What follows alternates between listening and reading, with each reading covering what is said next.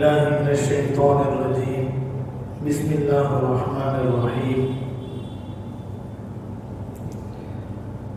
من كان يريد العاجلة عجلنا له فيها ما نشاء لمن نريد ثم جعلنا له جهنم يصلاها مذموما مدحورا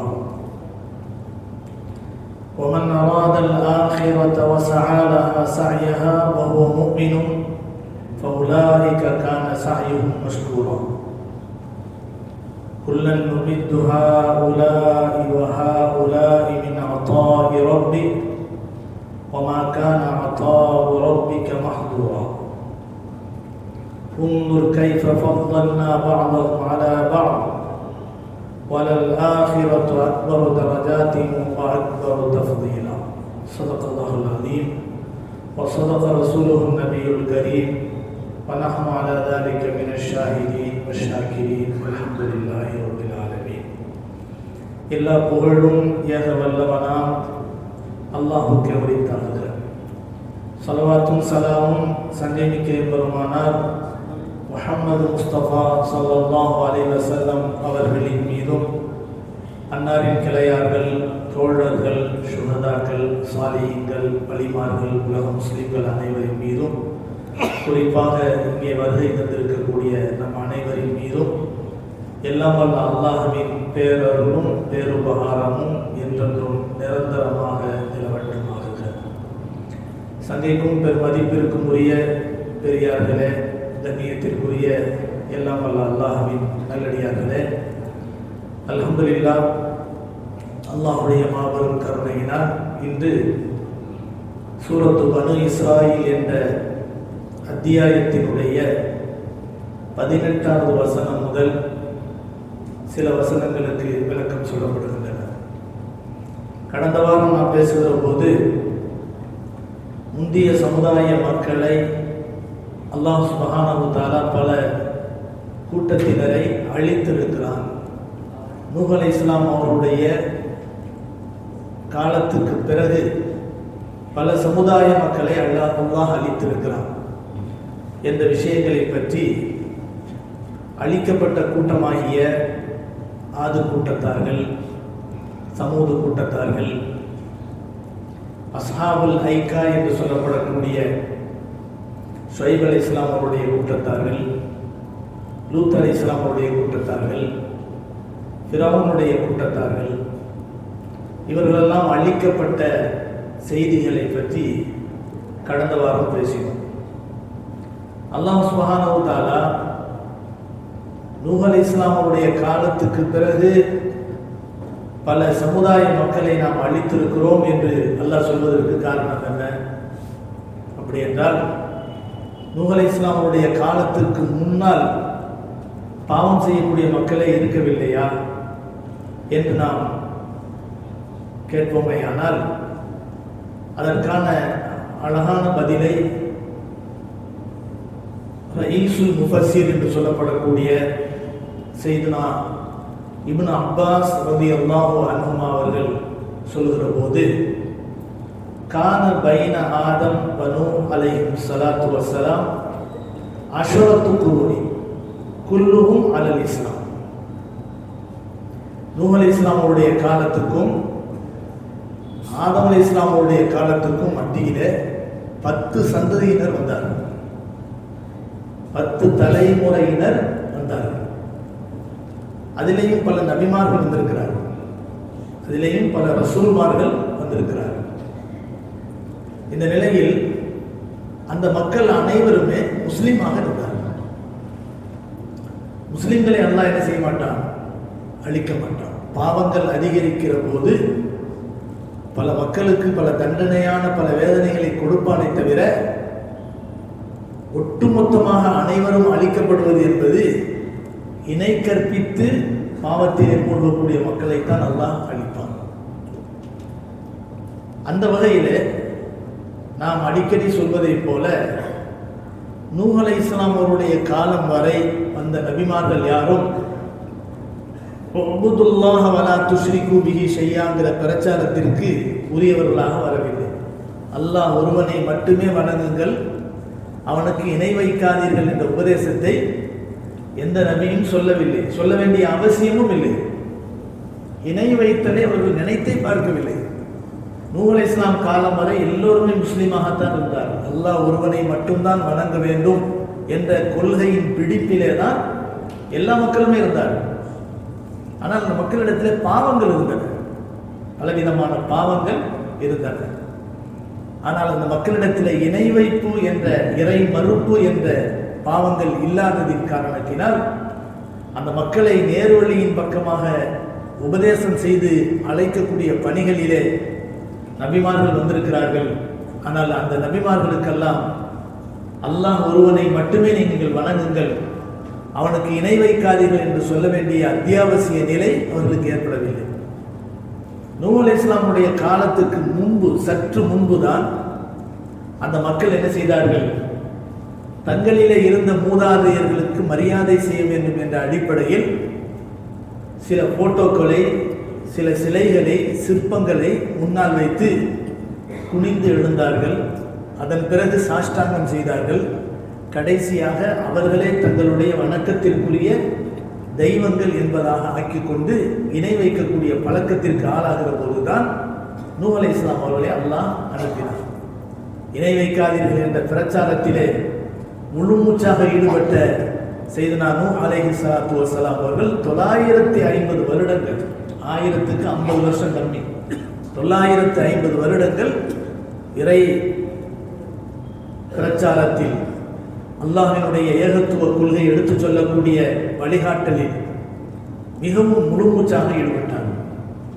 அந்த மக்கள் அவர்களுக்கு கொஞ்ச நெஞ்ச தொல்லைகளை, துன்பங்களை கொடுக்கவில்லை, பயங்கரமான துன்பங்களையும் தொல்லைகளையும் கஷ்டங்களையும் கொடுத்தார்கள். எனவேதான் அந்த மக்களைத்தான் அல்லாஹு தஆலா அழிக்கப்பட்ட மக்களில் முதன்மையான மக்களாக அல்லாஹ் ஆக்கினார். இணை வைத்தல் என்பது உலகம் முழுவதிலும் பரவ ஆரம்பித்த போது அல்லாஹ் சுப்ஹானஹு வ தஆலா என்ன செய்தான்? சுத்தமாக இந்த பூமியை பரிசுத்தமாக்கினார். ஏறக்குறைய 82 நபர்களை தவிர்த்து மற்ற அனைத்து மக்களும் அழிக்கப்பட்டார்.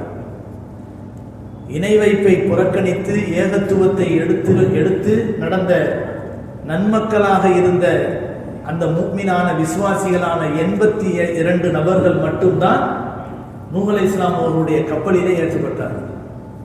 கப்பலிலே ஏற்றப்பட்ட அந்த மக்களை தவிர்த்து மற்ற அனைவரும், உலகம் முழுவதிலும் இருந்த அத்தனை மக்களும் அழிக்கப்பட்டார்கள். நூஹ் அலைஹிஸ்ஸலாம் காலத்துக்கு முன்பு இருந்த பூமியின் அமைப்பு என்பதே வேறு. நூஹ் அலைஹிஸ்ஸலாத்தினுடைய அந்த வெள்ளப்பிரளயத்திற்கு பிறகு ஏற்பட்ட பூமியினுடைய அமைப்பு வேறு. இன்னைக்கு இருக்கக்கூடிய பூகோள வடிவம் என்று சொல்லப்படக்கூடிய ஒவ்வொரு நாட்டுக்கும் பார்டர் போட்டு வச்சிருக்காங்க பாருங்க. இந்த மாதிரியான நிலைகள் எல்லாம் நூஹ் அலைஹிஸ்ஸலாம் காலத்துக்கு முன்னாலே இருக்கல, ஒரே மாதிரி தான் இருந்தது. நூஹ் அலைஹிஸ்ஸலாமுடைய காலத்தில் எப்போ ஏற்பட்ட அந்த வெள்ளப்பிரளயம் இருக்கிறதே தனித்தனியாக பிரித்தது, பூமத்திய ரேகைகளை தனித்தனியாக பிரித்தது. அதனால தான் இன்றைக்கும் ஆராய்ச்சியாளர்கள் பேசுகிற போது இன்னைக்கு இருக்கக்கூடிய கன்னியாகுமரியில் இருக்கக்கூடிய அந்த முகத்தோற்றத்தை உடையவர்கள் ஆஸ்திரேலியாவில் இருக்கக்கூடிய பழங்குடி மக்களினுடைய முகத்தில் இருக்குமா. அதாவது அந்த பூமி ஒரு மாதிரியா பிறந்து போச்சு. இங்க இருக்கக்கூடிய மக்கள் அங்க போன மாதிரி, அங்க இருக்கக்கூடிய மக்கள் இங்கே வந்த மாதிரி, அப்படி ஒரு சூழ்நிலை உருவாக்கி அல்லாஹ் சுப்ஹானஹு வ தஆலா பூகோளத்தை ஒரு வடிவத்திற்கு உள்ளாக்கி கொண்டு வந்து என்ன செய்தான்? ஒரு சீர்படுத்தினான். இதற்கு காரணமே நூஹ் அலைஹிஸ்ஸலாமுடைய காலத்தில் ஏற்பட்ட வெள்ளப்பிரளயம். இந்த வெள்ளப்பிரளயத்திற்கு பிறகு ஏற்பட்ட ஒரு பெரிய மாற்றம், மனித இனத்தினுடைய வாழ்க்கையிலும் மாற்றம், பூகோளத்தினுடைய வடிவங்களிலும் மாற்றம். எனவேதான் ஆதம் அலைஹிஸ்ஸலாம் அவர்களை முதல் மனிதர் என்று சொல்லக்கூடிய அதே நேரத்தில் நூஹ் அலைஹிஸ்ஸலாம் அவர்களை இரண்டாம் ஆதம் என்ற பெயரை சொல்லியும் அழைக்கிறார்கள். எப்படி ஆதம் அலைஹிஸ்ஸலாம் அவர்களுடைய காலத்திலிருந்து பூமியிலே மனித இனத்தினுடைய பெருக்கம் உண்டானதோ அதே போல நூஹ் அலைஹிஸ்ஸலாமுடைய காலத்திலிருந்து ஒரு புதிய சகாப்தம் உருவாகியது. எனவே இவர் இரண்டாம் ஆதம் என்பதாக பெயர் சொல்வார்கள். நூஹ் அலைஹிஸ்ஸலாமுடைய காலத்திலே ஏற்பட்ட அந்த வெள்ளப்பிரளயத்தில் அழிக்கப்பட்ட மக்கள் தான் உலகத்திலே அழிக்கப்பட்ட மக்களிலே முதன்மையான மக்கள். அதன் பிறகுதான் ஆது கூட்டத்தார்கள் அவர்கள் உயர்ந்த ஒரு பருவமான, அதாவது உயரத்திற்கு உயரமான நிலையில் இருப்பார்கள். அவர்களுக்கு ஹூத் அலைஹிஸ்ஸலாம் அவர்களை அல்லாஹ் நபியாக அனுப்பினார். அவர்கள் மறுத்தார்கள், இறைவனை புறக்கணித்தார்கள்.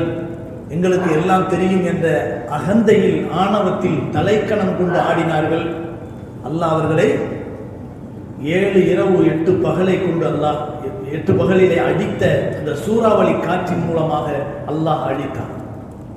அதன் பிறகு சமூது கூட்டத்தார்கள் வந்தார். அவர்களும் அதே போல உடல் பருமனான, உயரத்திற்கு உயரமான, வீரம் மிகுந்தவர்களாக, தைரியசாலிகளாக இருந்தார்கள். மலைகளை குடைந்து அரண்மனை போன்ற வீடுகளை கட்டினார்கள். இன்னும் சொல்ல போனால் அவர்களுடைய அத்தகைய உருவாக்கத்திற்கு காரணமே என்னன்னு சொன்னா, ஏற்கனவே அழிக்கப்பட்ட ஆது கூட்டத்தார்களை போல தங்களை அழிப்பதற்காக வேண்டி காற்று போன்ற ஏதாவது வேதனைகள் வந்தால் இந்த மலைகளை குடைந்து உள்ளே நாங்கள் பதுங்கிக் கொள்வோம், காற்று உள்ளே வந்து எங்களை என்ன செய்யாது, எதுவும் செய்ய முடியாது என்று சொல்லி தங்களுக்கென்று ஒரு பெரிய அரணை உருவாக்கி கொண்டார். இன்னைக்கு கூட சமூக கூட்டத்தார்கள் வாழ்ந்த பகுதிக்கு நாம் செல்வோமேயானால் அவர்கள் வாழ்ந்த அந்த பகுதியை பார்க்கும் போதே பிரமிப்பாக இருக்கும். அவ்வளவு பிரமிப்பாக இருக்கும். நம்ம பகுதியில் இருக்கக்கூடிய மலைகள் மாதிரி கருப்பு மலையா இருக்காது. அங்கெல்லாம் செம்மண் திட்டுகளை போன்று இருக்கும், செம்மண்ணை போன்று இருக்கும். சில இடங்களில் நம்ம விவசாய நிலங்களில் சில ஏரியாக்களில் பார்க்கலாம், சிகப்பு மண்ணா இருக்கும், செம்மண்ணாகவே இருக்கும். பார்க்கும்போது செம்மண் திட்டை போன்றுதான் இருக்கும், ஆனால் அது கல்லு மலை. அந்த மலைகளை குடைந்து அதிலே சுரங்க பாதைகளை உருவாக்கி அதனுடைய ஆழமான பகுதியிலே தண்ணீரை வரவழைத்து பலவிதமான, அதாவது சாதுரியம் மிகுந்த காரியங்களை எல்லாம் அவர்கள் செய்தார்கள். எந்த அளவிற்கு என்று சொன்னால், பெருமானார் ஸல்லல்லாஹு அலைஹி வஸல்லம் அவர்கள் ஒரு யுத்தத்துக்காக, தபூக் யுத்தத்துக்காக செல்லக்கூடிய சமயத்தில் சமூக கூட்டத்தார்கள் வாழ்ந்த அந்த பகுதியை கடந்துதான் போக வேண்டும் என்ற நிலை ஏற்பட்ட போது வேறு எங்குமே தண்ணி கிடைக்கல. சமூக கூட்டத்தார்கள் வாழ்ந்த பகுதியில் அவர்கள் தோண்டி வைத்த அந்த கிணத்துல அன்னைக்கு தண்ணி இருந்துச்சு. சஹாபாக்கள் வேகமா தண்ணி கிடைக்காத நிலையில் அந்த தண்ணி கிடைச்ச உடனே அந்த தண்ணி எடுத்து தங்களுடைய வாகனங்களுக்கு கொடுத்தாங்க. தங்களுடைய மாவை பிசைஞ்சு, அந்த ரொட்டி சுடுறதுக்காக மாவை பிசைஞ்சு வச்சுக்கிட்டாங்க, தங்களும் குடிச்சாங்க. இந்த மாதிரிலாம் செஞ்சாங்க. நபிகள் நாயகம் ஸல்லல்லாஹு அலைஹி வஸல்லம் அவர்கள் அந்த பகுதியை அவர்கள் ஒரு காட்சி பொருளை போன்று பார்த்தபோது கண்மணி நாயகம் ரசூலுல்லாஹி ஸல்லல்லாஹு அலைஹி வஸல்லம் அவர்கள் என்ன செய்தார்கள் தெரியுமா? தோழர்களே, இதை ஒரு காட்சி பொருளாக நினைத்து நீங்கள் பார்க்காதீர்கள். அழிக்கப்பட்ட மக்களின் அழிவுக்குரிய இடம், அவர்களுக்கு இறக்கப்பட்ட அழிவு நம்மையும், அதாவது தாக்கிவிடக்கூடாது என்பதற்காக வேண்டி பயந்தவர்களாக, அஞ்சியவர்களாக, தலையின் மீது துணியை போட்டுக்கொண்டு அழுதவர்களாக இந்த இடத்தை வேகமாக கடங்கள் என்று நபி ஸல்லல்லாஹு அலைஹி வஸல்லம் சொன்னார். யார சொல்லலாம், அந்த பகுதியில் தண்ணியை எடுத்து மாவெல்லாம் குழைச்சிட்டோமே, என்ன செய்யறதுன்னு கேட்கும்போது நபி ஸல்லல்லாஹு அலைஹி வஸல்லம் சொன்னார்கள், அந்த மாவை நீங்கள் புழங்காதீர்கள், உங்களுடைய ஒட்டகங்களுக்கு இரையாக நீங்கள் கொடுத்து விடுங்கள் என்று நபி ஸல்லல்லாஹு அலைஹி வஸல்லம் சொன்னார். வேதனை செய்யப்பட்ட இடத்தினுடைய தண்ணீரும் கூட புழங்கப்படக்கூடாது என்ற விஷயத்திலே நபி ஸல்லல்லாஹு அலைஹி வஸல்லம் அவர்கள் உறுதியாக இருந்தது மட்டுமல்ல, அந்த இடத்தில் அழிவுக்கான எண்ணம் வர வேண்டும், அல்லாஹ்வுடைய வேதனையின் சிந்தனை நம்முடைய உள்ளத்திலே வர வேண்டும் என்ற எண்ணத்தோடு தலையின் மீது துணியை போட்டவர்களாக, அழுது புலம்பியவர்களாக வேகமாக அந்த இடத்தை கடந்தார்கள் என்ற விஷயத்தை ஹதீஸிலே பார்க்கிறோம். அழிக்கப்பட்ட இந்த மக்கள் எல்லாம் ஏன் அழிக்கப்பட்டார்? ஒவ்வொருவரிடத்திலும் தவறுகள் இருந்தன. இதைத்தான் அல்லாஹ் சொல்லுகின்ற போது 17வது வசனத்தின் மூலமாக கடந்த வாரம் நாம் பேசினோம். வகம் அஹ்லக்னா மினல் குரூனி மின் பஅதி நூஹ் அலைஹிஸ்ஸலாம் அவருடைய காலத்துக்கு பிறகு பல சந்ததிகளை, பல மக்களை, பல இனத்தாரை நாம் அழித்தொழித்தோம். வகஃபா பிரப்பிக பிதுனூபி இபாதிஹி கபீரம் பஸீரா. யாரை அழிக்க வேண்டும் என்று அல்லாஹ் சுப்ஹானஹு வ தஆலா அவர்களுடைய பாவங்களை நன்கு கூர்ந்து நோக்கி அதை நன்கு அறிந்தவனாக இருப்பதற்கு அல்லாஹ் போதுமானவனாக இருக்கிறான். எப்படி அல்லாஹ் சுப்ஹானஹு வ தஆலா சொர்க்கலோகத்தை பற்றி பேசும்போது அல்லாஹ் சுப்ஹானஹு வ தஆலா சொல்கின்றான், சூரத் ஆல இம்ரானிலே மனித மனங்களை மயக்கக்கூடிய அலங்கார பொருட்கள் என்று சொல்லி ஜுய்யின லின்னாஸி ஹுப்புஷ் ஷஹவாத் மினன் நிசா பெண்கள், வல் பனீன் ஆண் குழந்தைகள், வல் கனாத்தீரில் முகந்தரா அதாவது தங்கம் வெள்ளியினுடைய குவியல்கள், மினத் தஹபி வல் ஃபில்லா வல் கைலில் முஸவ்வமா முத்திரையிடப்பட்ட உயர்ஜாதி குதிரைகள் வாகனங்கள், முஸவ்வமத்தி வல் அன்ஆமி வல் ஹர்ஸ் கால்நடைகள், மேலும் விவசாயங்கள், இவை அனைத்தும் மனித மனங்களை மயக்கக்கூடிய அலங்கார பொருட்கள் என்று அல்லாஹ் சுப்ஹானஹு வ தஆலா சொல்லி காட்டி, இந்த அலங்கார பொருட்கள் எல்லாம் உலகத்திலே மனிதனுக்கு வழங்கப்பட்ட சிற்றின்பங்கள். இதை ரொம்ப அனுபவிக்க முடியாது. நல்ல சுவையான பிரியாணின்னு வச்சுக்கங்களேன், விருந்தில் ரொம்ப சுவையான பிரியாணி வச்சாங்க, அப்படியே அந்த கறியெல்லாம் எடுத்து அப்படியே மெதுவாக இருக்கு, வாயில் வச்சோன்னே போகிறதே தெரியல. அந்த பிரியாணி அப்படி சூடாக வாயில் வச்சா அப்படி தான் இறங்குது. எவ்வளோ சாப்பிட முடியும்? மீறி மீறி போனால் ஒரு பிளேட்டு, 2 பிளேட்டு, 3 பிளேட்டே சாப்பிடட்டும். அதை மீறி சாப்பிட முடியுமா? மத்தாஉன் கலீல். உலகத்தை பற்றியும் உலகத்தினுடைய இன்பங்களை பற்றியும் அல்லாஹ் குர்ஆன்ல சொல்லுகின்ற போதெல்லாம் மத்தாஉன் கலீல், அது சிற்றின்பம். பேரின்பம் என்பது இந்த உலகத்திலே எதன் மூலமாகவும் கிடைக்காது. அதுக்கெல்லாம் எல்லை இருக்கு. நல்ல ருசியான பானங்கள், சர்பத்து குடிக்கணும்னு வச்சுக்கங்களேன், அதுக்கு எல்லை இருக்கு. நல்ல சுவையான உணவு சாப்பிட்றோம், அதுக்கு எல்லை இருக்கு. அதே போல ஒரு பெண்ணிடத்தில் ஈடுபடக்கூடிய இச்சைகள், அதுக்கு ஒரு எல்லை இருக்கு. 24 மணி நேரம் இன்பத்திலே இருக்கணும்னு நினைச்சா முடியவே முடியாது. ஒரு கட்டத்துக்கு மேல அப்படியே சோர்ந்து விழுந்துடும் மனுஷன். மனிதன் பலவீனமானவன். இதைத்தான் அல்லாஹ் சுப்ஹானஹு வ தஆலா அந்த அலங்காரம் தரக்கூடிய அலங்காரத்திற்குரிய பொருளாக பேசக்கூடிய அத்தனை இடங்களிலும் மத்தாஉல் கலீல் என்று அல்லாஹ் சொல்கிறான். தாலிக மத்தாஉல் ஹயாத்தித் துன்யா வல்லாஹு இன்தஹு ஹுஸ்னுல் மஆப். அழகிய தங்குமிடம் யாரிடத்துல இருக்கு? அல்லாஹ்விடத்துல தான் இருக்குது. உலகத்துல நீங்க என்னதான் இன்பங்களை பெற்றிருந்தாலும் இந்த உலகம் எல்லாம் அழகிய தங்குமிடம் அல்ல, தங்கிட்டு போற இடம், சத்திரம். ஒரு அதாவது ஒரு பிரயாணத்தில் போகும்போது இப்போதானே லாட்ஜ் கட்டி வச்சிருக்கிறாங்க, இப்போதானே ஹோட்டல் கட்டி வச்சிருக்கிறாங்க. அந்த காலத்தில் எல்லாம் வழிப்போக்கர்கள் தங்கிட்டு போறதுக்காக வேண்டி அந்த காலத்து மன்னர்கள் பெரும் பெரும் அதாவது சத்திரங்களை கட்டி வைப்பார்கள். ஒரு பொதுவான இடத்துல பெரிய கட்டடத்தை கட்டி வச்சிருப்பாங்க. வர்றவங்கலாம் அங்கே போய் என்ன செய்வாங்க? தங்கி தண்ணி அந்த வசதிகள்லாம் இருக்கும். அதை தேவைகளை பூர்த்தி செஞ்சுட்டு போவாங்க. அதுக்கு காசு பணம்லாம் கிடையாது. அந்த காலத்தில் உள்ள அரசாங்கங்கள் ஏற்படுத்தி தந்த ஒரு விஷயம், வசதிகள். உலகத்தை பற்றி பேசும்போது நபிகள் நாயகம் ஸல்லல்லாஹு அலைஹி வஸல்லம் அவர்கள் இப்படித்தான் சொல்கிறார்கள். உலகம் என்பது ஒரு சத்திரம் போன்று, ஒரு தங்கிட்டு ஓய்வு எடுத்துட்டு போற மாதிரி உள்ள இடம் தான் இந்த உலகம் என்பது. மனிதனின் உலக வாழ்க்கை என்பது இந்த இடத்திலிருந்து உதயமான வாழ்க்கை அல்ல. அணுக்களாக இருந்து ஆலமுல் அர்வாஹிலே குடியிருந்து மனிதனுடைய ஆணினுடைய முதுகத்தண்டிலே குடியிருந்து அதன் பிறகு ஒரு பெண்ணினுடைய கருவறையில் குடியேறி அதுல ஒரு 10 மாசம் இருந்து அதுக்கு பின்னால் அல்லாஹ் சுப்ஹானஹு வ தஆலா அதிலிருந்து வெளியாக்கி பூமியிலே அல்லாஹ் தஆலா வாழ வைத்து நம்முடைய பயணத்தினுடைய தொடர்ச்சியில் கொஞ்சம் கூடுதலா வாழக்கூடிய காலம் இந்த பூமியில வாழக்கூடிய காலம். இந்த பூமியில வாழும். ஆனா பூமியில நான் இப்படிதான் இருப்பேன், எனக்கு இதை விட்டு வர்றதுக்கு மனசு இல்லை அப்படின்னு சொன்னா கூட என்ன செஞ்சிருவாங்க?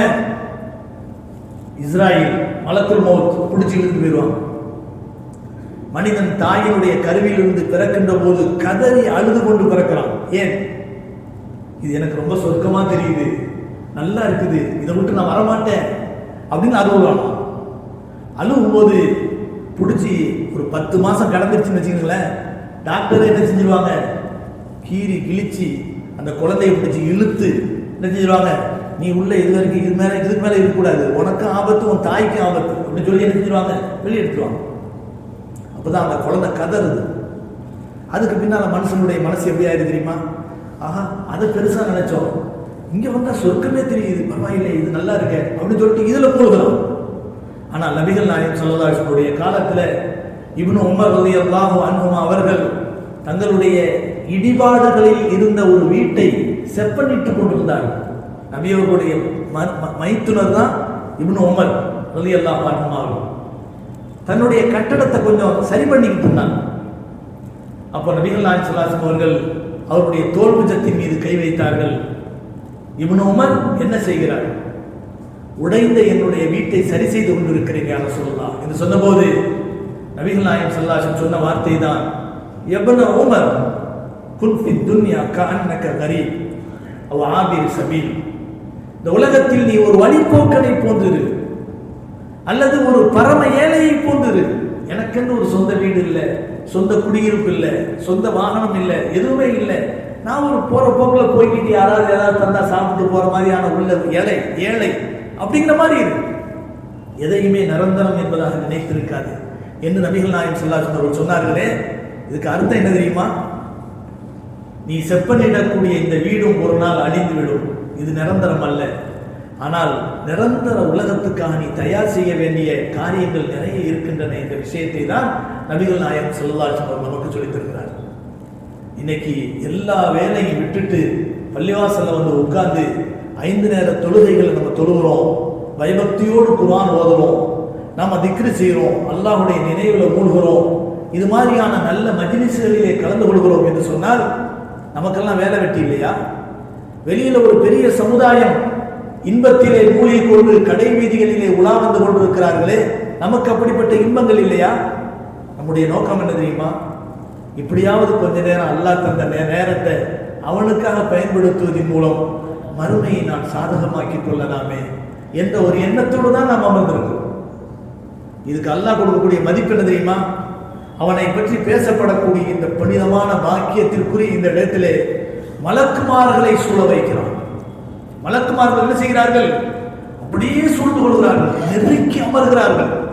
அவருடைய இறக்கையை கொண்டு இந்த மக்களை என்ன செய்கிறார்கள்?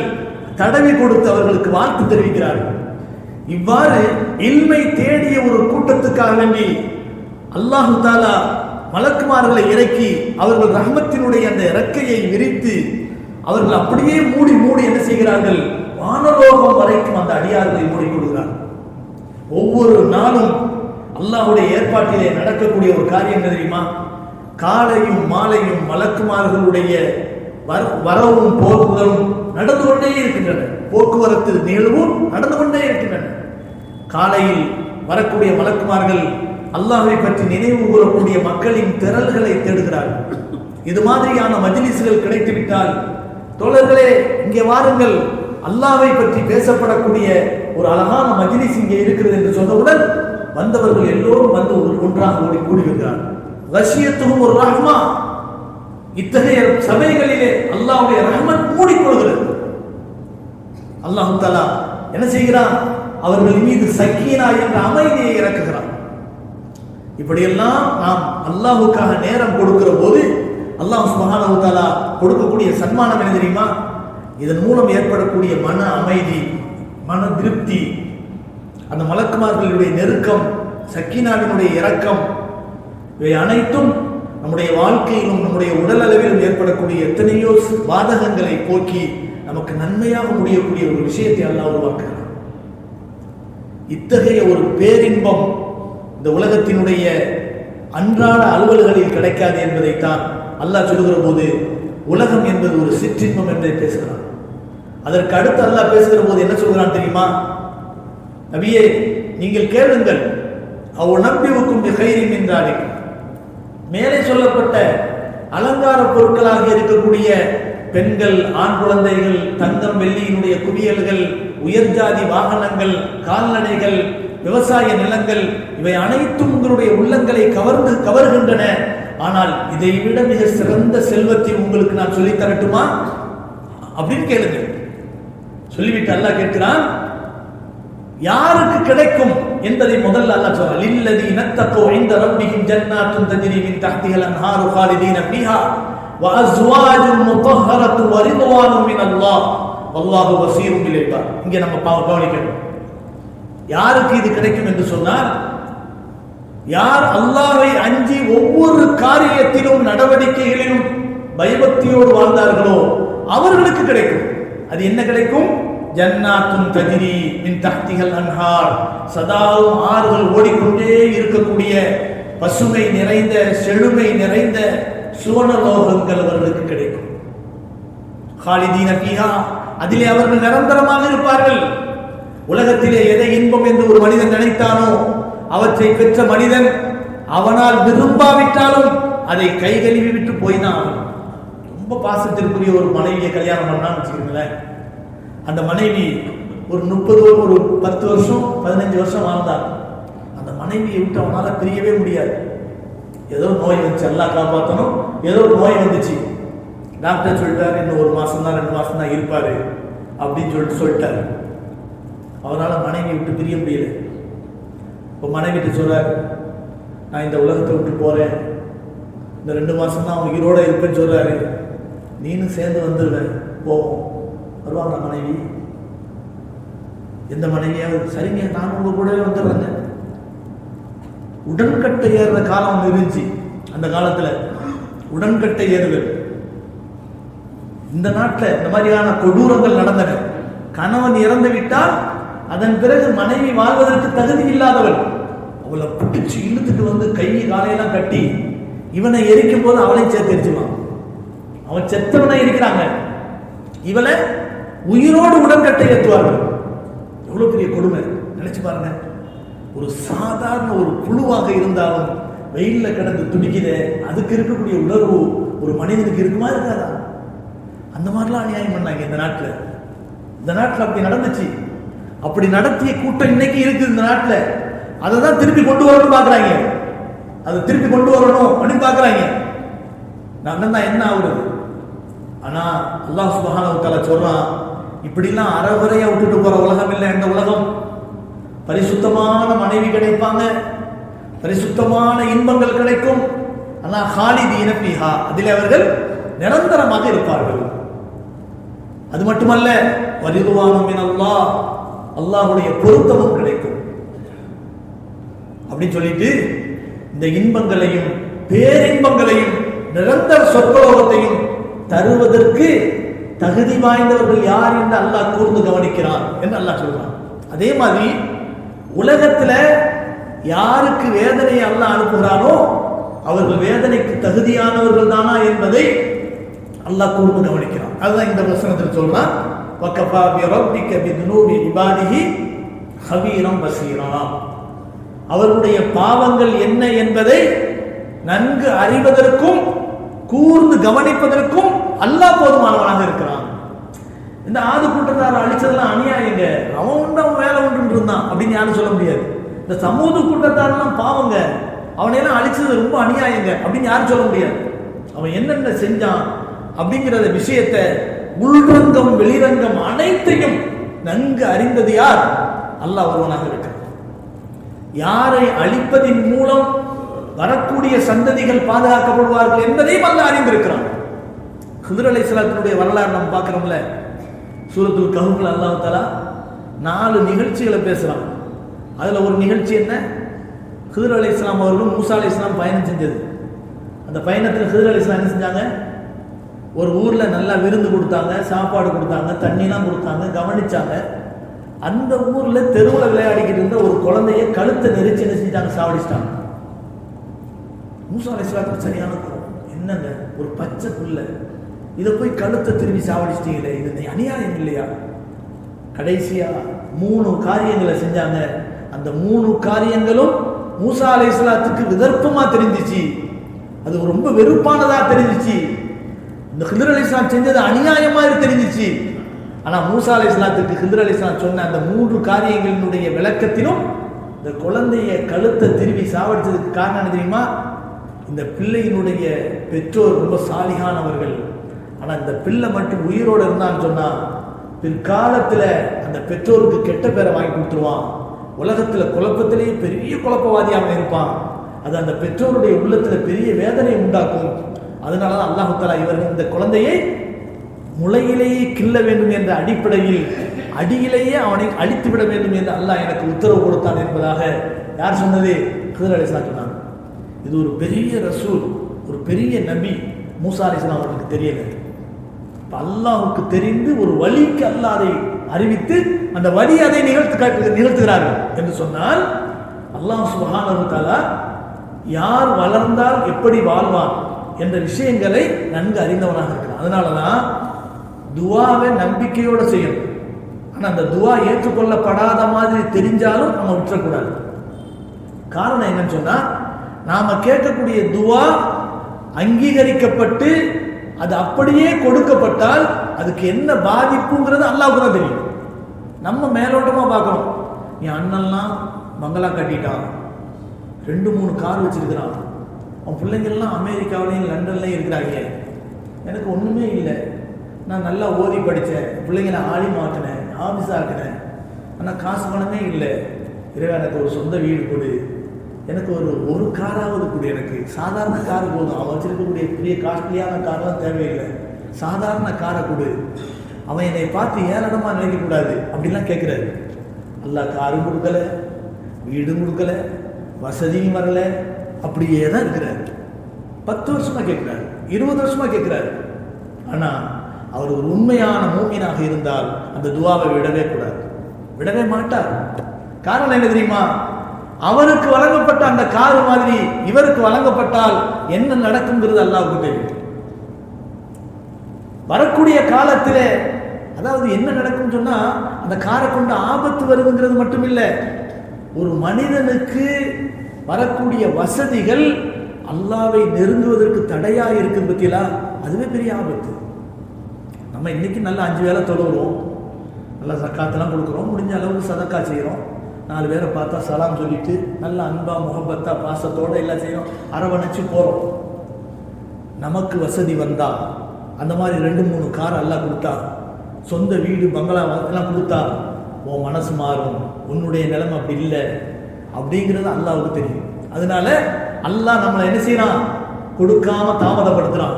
நம்ம நினைச்சுக்கிறோம் அல்லாஹ் நிச்சயமா எனக்கு நல்லதுதான் நாடுவான், நிச்சயமாக அல்லாஹ் எனக்கு கொடுக்கலன்னு சொன்னா இதுல ஏதோ கயிறு இருக்கு, அதாங்க பொருத்தம். இன்னைக்கு காலையில நம்ம ஹதீஸ்ல சொன்ன பத்தியெல்லாம் பெருமானார் ஸல்லல்லாஹு அலைஹி வஸல்லம் சொன்ன 5 விஷயங்கள், அற்புதமான விஷயங்கள். அந்த 5ஐயும் நம்ம மனசுல பதிய வச்சுக்கிறோம். மற்ற ஹதீஸை எல்லாம் நபி அவர்கள் இப்படி சொல்லி பேசல, அது ஒரு முக்கியமான ஹதீஸ். அது என்ன? நபிகள் நாயகம் ஸல்லல்லாஹு அலைஹி வஸல்லம் சஹாபாக்களை பார்த்து கேட்கிறாங்க, தோழர்களே நான் ஒரு 5 விஷயங்கள் சொல்ல போகிறேன், அதை அமல் செய்யக்கூடியவர்கள் யாராவது இருக்கிறீர்களா? அமல் செய்ய முடியவில்லை என்றால் அடுத்தவருக்காவது சொல்லி அமல் செய்ய வைக்க வேண்டும். அப்படிப்பட்ட ஒரு வாக்குறுதியை எனக்கு கொடுக்கக்கூடியவர்கள் யாராவது இருக்கீங்களா? ஒன்று அமல் செய்யணும் அல்லது அடுத்தவங்களுக்கு கற்றுக் கொடுக்கணும்.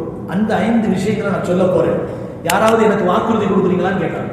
சஹாபாக்களுக்கு பயம், நம்ம வாக்குறுதி கொடுத்து அதை அமல் செய்ய முடியாம போயிருமோ, 4 பேருக்கு சொல்ல முடியாம போயிருமோ அப்படிங்கிற பயத்துல யாருமே எதுவும் பேசல. நபிகள் நாயகம் ஸல்லல்லாஹு அலைஹி வஸல்லம் அவர்கள் இப்படி திரும்ப திரும்ப கேட்ட உடனே அபூ ஹுரைரா ரலியல்லாஹு சொன்னாங்க, ஆனா யார சொல்லலாம், நான் அதை அமல் செய்யறேன், என்னால் அமல் செய்ய முடியலைன்னு சொன்னா கூட நான் 4 பேருக்கு சொல்லித்தரேன், கற்றுக் கொடுக்குறேன் அப்படின்னு சொல்லிட்டு வாக்குறுதி கொடுத்தாங்க. ஸல்லல்லாஹு அலைஹி வஸல்லம் அவங்களுக்கு ஏற்பட்ட சந்தோஷத்துக்கு அளவே இல்லை.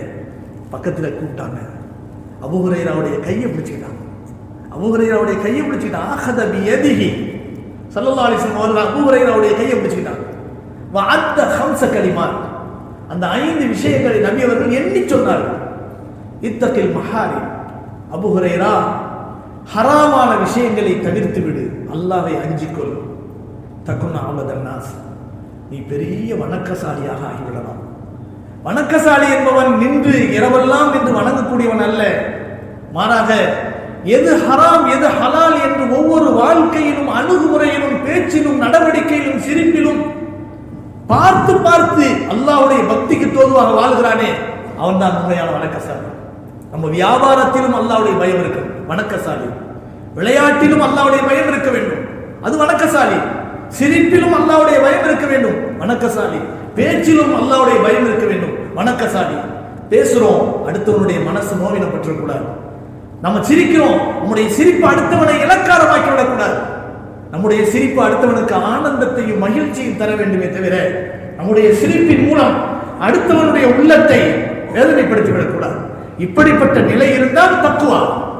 இத்தகில் மஹாரிம், ஹராமான விஷயங்களை அஞ்சிக்கொள், தக்குன் அபதன் நாஸ், நீ பெரிய வணக்கசாலியாக ஆகிவிடலாம். வரல பிமா கஸ்ஸம் அல்லாஹு லக். இப்ப நம்ம சொன்ன விஷயம், துஆ கேட்கிறேன், 10 வருஷமா 20 வருஷமா கேட்கிறேன், கொடுக்கல. ஒரு உண்மையான அடியானாக இருப்பானேயானால் ரலீது பில்லாஹி ரப்பா வ பில் இஸ்லாமி தீனா வ பி முஹம்மதின் ரசூலா என்று சொன்னவர், என்னுடைய இறைவனாக என்னை பாதுகாத்து வளர்க்கக்கூடியவன் அல்லாஹ் தான் என்று நம்பக்கூடியவனாக பொருந்தி கொள்ளக்கூடியவனாகத்தான் ஒரு மூமின் இருப்பான். அப்போ ஒரு அடியானுக்கு 20 வருஷமா கேட்டது கிடைக்கலன்னு சொன்னா அவன் என்ன நினைக்கணும் தெரியுமா? வருத பிமா கஸ்ஸம் அல்லாஹ், அல்லாஹ் உனக்கென்று என்ன தந்திருக்கிறானோ அதை நீ பொருந்திக்க. நபி அவர்கள் சொல்றாங்க, இரண்டாவது விஷயம், அல்லாஹ் உனக்கென்று என்ன தருகிறானோ அதை பொருந்திக்கொள். அவனுக்கு தந்தது எனக்கு தரலையே அப்படி பார்க்காத, உனக்கு இதுதான் நல்லது அப்படின்னு அல்லாஹ் நினைச்சிருக்கிறான். நம்மளை படைச்சவனுக்கு நமக்கு தெரியுமில்ல நமக்கு என்ன கொடுக்கணும் அப்படிங்கிறது அல்லாஹ்வுக்கு தெரியுமா தெரியாதா? வருத பிமா கஸ்ஸம் அல்லாஹ், என்னை படைத்து பரிபாலனம் செய்யக்கூடிய அந்த இரட்சகனாகி அல்லாஹ்வுக்கு தெரியும் எனக்கு என்ன கொடுக்க வேண்டும், என்னிடமிருந்து எதை எடுக்க வேண்டும் என்று தெரியும். எனவே நான் பொருந்திக் கொள்கிறேன். அப்படி நீ பொருந்திக் கொண்டால் தக்கும் அகனன்னாஸ், நீ தான் பெரிய பணக்காரன். நபி அவர்கள் சொன்னார், நீ தான் பெரிய பணக்காரன். மூன்றாவது விஷயம் என்ன தெரியுமா? வாஹ்சின் இலா ஜாரி, உன்னுடைய பக்கத்து வீட்டாருக்கு நல்லுபகாரம் செய். தக்கும் முஃமினா, அப்பதான் நீ முஃமின், அப்போதுதான் நீ முஃமின். நான்காவது விஷயம், அஹிப்பலின் நாஸ் மா துஹிப்பலி நஃப்ஸி, உனக்கு என்ன வேண்டும் என்று நீ விரும்புகிறாயோ அதை உன்னுடைய பிற மக்களுக்கும் மனிதர்கள் அனைவருக்கும் கிடைக்க வேண்டும் என்று விரும்பு. சொர்க்கம் வேணும் நம்ம விரும்புகிறோமா இல்லை? அதுதானே 5 வேளை தொழுகிறோம். அந்த சொர்க்கத்தை எல்லாருக்கும் கிடைக்கணும் அப்படின்னு நினைச்சா நம்ம என்ன செய்யணும்? தம்பி அங்கங்க போறீங்க, பள்ளிவாசலுக்கு வாங்கலைங்க, தொழுக வாங்கலை, குர்ஆன் ஓதலாங்க. யாராவது நம்ம வீட்டில் உள்ளவங்க மட்டும் இல்லை, நம்ம வியாபார பார்ட்னராக இருக்கலாம், பக்கத்து வீட்டாராக இருக்கலாம், நம்மிடத்திலே பழகக்கூடிய நல்ல நண்பர்களாக இருக்கலாம். அவர்களுக்கு நல்லதை நாம் நினைக்க வேண்டும் என்றால் என்ன செய்யணும்? நாம் விரும்பக்கூடிய விருப்பத்திலேயே ரொம்ப பெரிய விருப்பம் என்ன? மறுமையின் வெற்றி, சொர்க்கலோகம். அதான பெரிய விருப்பம். வேற ஏதாவது விருப்பம் இருக்குமா? மற்ற விருப்பமெல்லாம் போயிடும். ஆனால் இந்த விருப்பம் தான் நிரந்தர உலக வாழ்க்கையை நமக்கு பெற்று தரும். அந்த உலக வாழ்க்கையை, மறுமையை பற்றிய விஷயத்தை 4 பேருக்கு சொல்றது நம்ம கடமையா இல்லையா? ஏன்? எனக்கு விரும்புவதை பிற மனிதர்களுக்கு விரும்ப வேண்டும். என் நபி அவர்கள் சொல்றாங்க, உனக்கு என்ன வேண்டும் என்று விரும்புகிறாயோ அதை பிற மனிதர்களுக்கும் கிடைக்க வேண்டும் என்று விரும்புவாயா? அப்படி நீ விரும்பினால் தக்கும் முஸ்லிமா, அப்பதான் நீ முஸ்லிம், அப்பதான் நீ முஸ்லிம். அதன் பிறகு நபிகள் நாயகம் ஸல்லல்லாஹு அலைஹி வஸல்லம் 5வது விஷயத்தை சொன்னார்கள், வலா துக்ஸிரி, அதிகமா சிரிக்காத, அதிகமா ஆணவ சிரிப்பு சிரிக்காத. பைன்ன கஸ்ரத்தல் லிஹ் துமீத்துல் கல்ப், அதிகமா தேவையில்லாம சிரிக்கிறது இருக்குது, இதயத்தை சாகடித்து விடும், இதயத்தை மரணிக்க வைத்து விடும் என்று நபிகள் நாயகம் ஸல்லல்லாஹு அலைஹி வஸல்லம் சொன்னார். கண்ணியமானவர்களே, இதிலே நாம் கற்றுக்கொள்ள வேண்டிய பாடம் முக்கியம். அங்கே சொல்லப்பட்ட விஷயத்தினுடைய அந்த வரிசையில் வரக்கூடிய பாடம் என்ன? வருத பிமா கஸ்ஸம் அல்லாஹ், அல்லாஹ் உனக்கென்று எதை தந்தானோ அதை பொருந்திக் கொள். நான் கேட்ட அல்லாஹ் கொடுக்கல சொல்ல வேண்டாம், அல்லாஹ்வுக்கு தெரியும் என்ன கொடுக்கணும் என்ன எடுக்கணும், அல்லாஹ்வுக்கு தெரியும். அல்லாஹும்ம லா மானிஅ லிமா ஆதி வலா முஅத்திய லிமா மனஅத் வலா ராத்த லிமா கலைத் வலா யன்ஃபஉ தில் ஜத்தி மின்கல் ஜத். ஸல்லல்லாஹு அலைஹி வஸல்லம் அவர்கள் சொல்லி வந்த அற்புதமான ஒரு துஆ. அல்லாஹும்ம லா மானிஅ லிமா ஆதி, நீ கொடுக்க நினைப்பதை யாராலும் தடுக்க முடியாது. வலா முஅத்திய லிமா மனஅத், நீ தடுக்க நினைத்தால் யாராலும் கொடுக்கவும் முடியாது. வலா ராத்த லிமா கலைத், நீ ஒன்றை விதித்து விட்டால் அதை தடுக்கக்கூடியவரோ அதை மாற்றக்கூடியவரோ யாருமே கிடையாது. வலா யன்ஃபஉ தில் ஜத் மின்கல் ஜத், முயற்சிகள் திருவினையாகுவது, உன்னுடைய அருளை பெறுவது என்பது உன்னுடைய அருளை கொண்டுதான்.